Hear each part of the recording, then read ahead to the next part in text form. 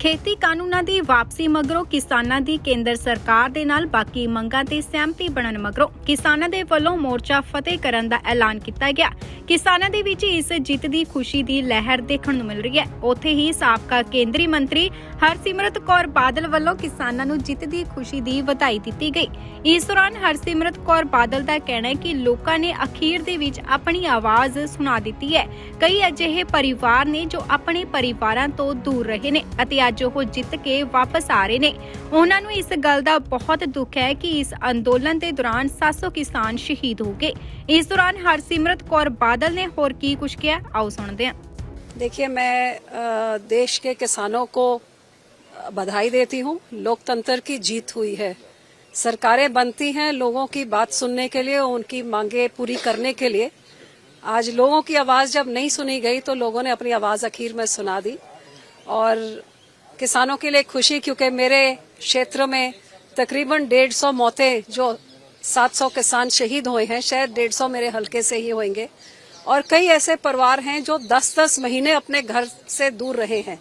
आज वो सब मोड़ के वापस जाएंगे और मैं समझती हूँ कि एक बहुत बड़ी जीत देश के किसानों की हुई है। लेकिन ये देखा जाए, हिंदुस्तान के इतिहास में शायद इमरजेंसी के बाद पहली बारी लोगों का ये एक इतना बड़ा आंदोलन इमरजेंसी के बाद पहली बारी बैठा है।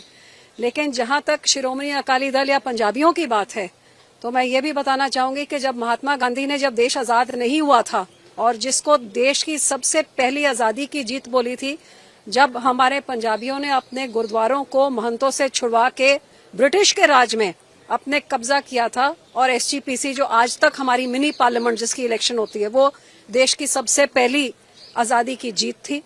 उसके बाद 21 महीने जब इमरजेंसी चली, सरदार प्रकाश सिंह बादल सबसे पहले, जिन्होंने जेल भरो आंदोलन में सबसे पहले गए और आखिर में निकले। सबसे ज्यादा समय जेल में श्री प्रकाश सिंह बादल, श्रोमणी अकाली दल का योगदान था। पंजाबी सूबे की लड़ाई के लिए भी श्रोमणी अकाली दल लड़ती रही। और ये 378 डेज का ये जो किसान का आंदोलन चला है, सबसे पहले इस संसद में इस्तीफा श्रोमणी अकाली दल ने दिया था।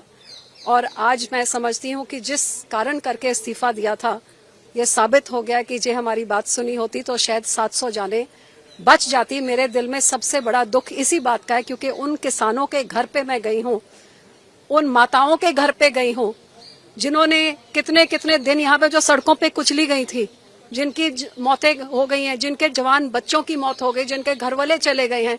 मैंने वो देखा है, जब घर वाले यहाँ पे बैठे थे तो औरतें जो घर से निकली नहीं थी, वो ट्रैक्टर चला के खेती कर रही थी, बूढ़ी माँ। क्या कुछ नहीं देखने को मिला इस साल में, ये मैं कभी भूल नहीं पाऊंगी। ये हिंदुस्तान के इतिहास में शायद कभी मौका मिले तो मैं अपनी बायोग्राफी में ये जरूर लिखूंगी जो कुछ। देखिए, ये फैसले, ये समा नहीं है इसकी बात करने का। अभी तो किसानों की जो जीत हुई है उसका जश्न मनाने का समय है।